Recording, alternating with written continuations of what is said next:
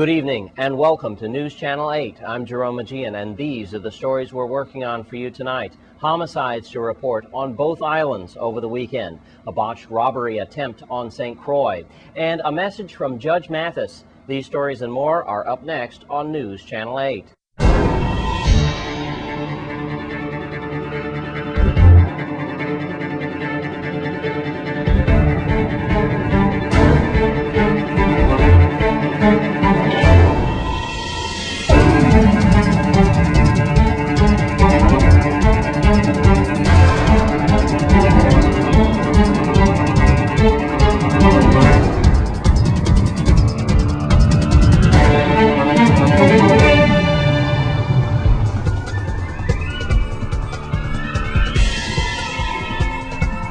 In our top story tonight, it was a violent weekend here in the territory. We've recorded our 47th homicide on St. Thomas. We go there where Lee Carl reports. The numbers in the VI homicide record continue to rise.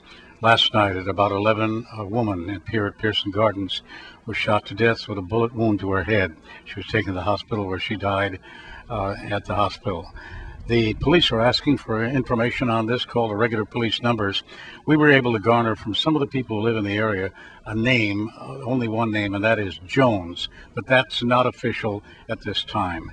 Police are asking for help. Call the regular police numbers or 911. Pearson Gardens in St. Thomas. Lee Carl for News Channel. Thanks, Lee Carl. Now we turn to St. Croix, where another homicide took place over the weekend. Here's News Channel 8's Wes Small reporting from Princess. Thanks a lot, Jerome. It was early Saturday morning right in this area, which is about 500 feet or so from Elena Christian School, which is that way as the cameraman pans down. That's when it was around 1 o'clock in the morning, early Saturday, when three men were either in or outside of their vehicle right here on this road when shots rang out, fatally wounding 24-year-old Marlon Roberts from La Valley. Keep that name in mind, Roberts from La Valley. And police believe died on the way to the hospital. Now, you might remember that Robert's younger brother was shot and wounded in that ambush near Gertrude's Restaurant on Hess Road. That claimed the life of Almanzo Williams. Then the media believes, and also the police department, that this homicide is a direct result of retaliation. Who's going after the Roberts brothers and why? Right now, let's go to Melody Rames, VIPD spokesperson. Police on St. Croix are investigating a homicide that occurred in the vicinity of the Elena Christian Elementary School at about 12:45 a.m. Saturday, August 29th. The victim, Marlon Roberts, 24, of Estate La Valley, died after being shot several times. Police Commissioner Designee Noble E. Francis Jr. said the killing was clearly an act of retaliation. According to preliminary reports, police responded to shots fired in the vicinity of the school and observed several spent shell casings on the road. At the same time, members of the Territorial Anti-Gang Intervention Task Force observed and followed a vehicle which was traveling at a high rate of speed in the vicinity of the Governor Juan F. Louis Hospital. As the vehicle entered into the hospital parking lot, officers noticed several bullet holes in the car. The victim and two other persons were inside the vehicle. A check of the vehicle revealed a semi-automatic pistol equipped with an extended magazine. Occupants of the car, 24-year-old Samandi Phillips of La Valley and 24-year-old Larry Williams of Estate Peters Rest, were arrested and charged with unauthorized possession of a firearm. Bail for both suspects was set at $25,000, and they were remanded to the Golden Grove Adult Correctional Facility pending further court action. Francis also alluded to the fact recently that our homicide rate in the territory could well go over 50. Now remember, the record was 45, and that was set in 2007-2008. Now we're already at 47. That includes last night's homicide of a woman, a female victim, on St. Thomas. Now, I want to tell you a little bit more about the Roberts family. And remember, the 19-year-old brother that had been shot and wounded by Gertrude's. Well, now we read the crime blotter this morning, and we find out that 19-year-old Lester Jerome Roberts from La Valley is charged with first-degree animal abuse. He's being held on $25,000 bail. Right now, I've been in touch with the St. Croix Animal Shelter, also the police department, to try to narrow down exactly what Roberts did to the dog or to a horse up in La Valley. Word is that he shot and killed a dog, but we are still looking into that. But kind of makes you think, what is going on with the Roberts family and what is going on with the young men in our territory with weapons. This is just the latest on the homicide story in our territory, and especially on St. Croix. We'll have more on this story later as it warrants. I'm Wes Small, near Elena Christian and Princess, for News Channel 8. Thanks, Wes. And earlier today, there was a botched robbery attempt at Annalee Farms Meat Market. This is an exclusive story. We go there to Estate Upper Love with Wes Small.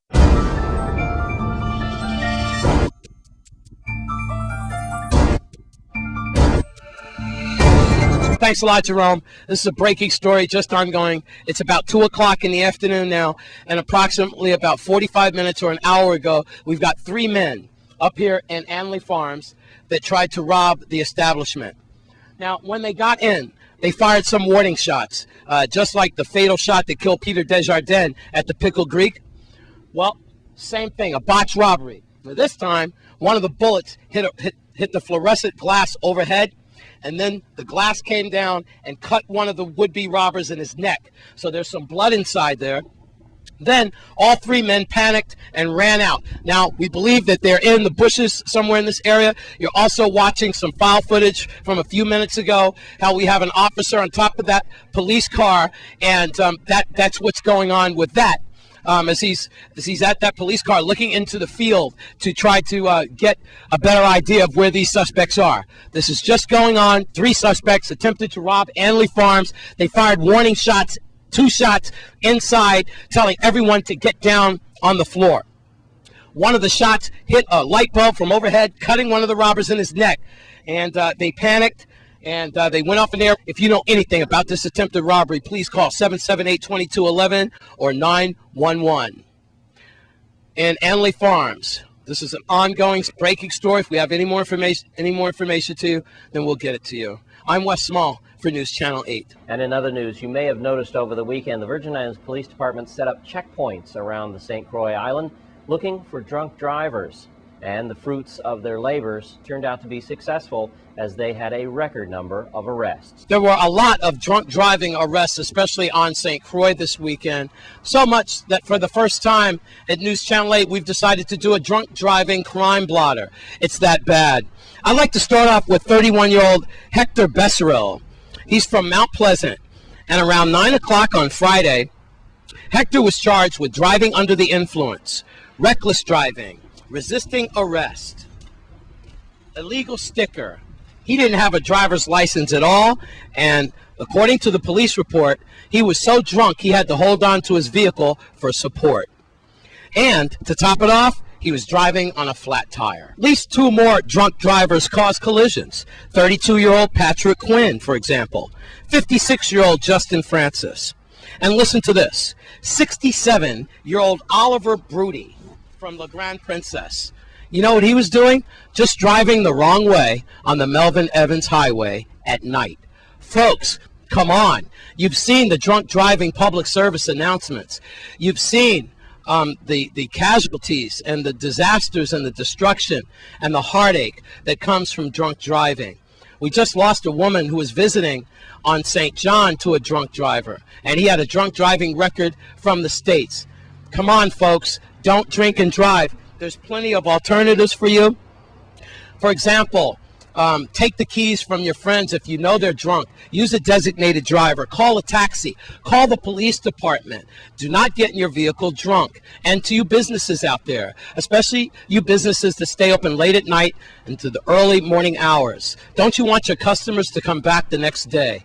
Please, don't let your customers leave your establishment drunk.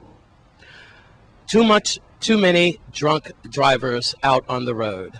I'm Wes Small for News Channel 8. Wes Small reporting. And stay with us on Channel 8. Judge Mathis has a message for you.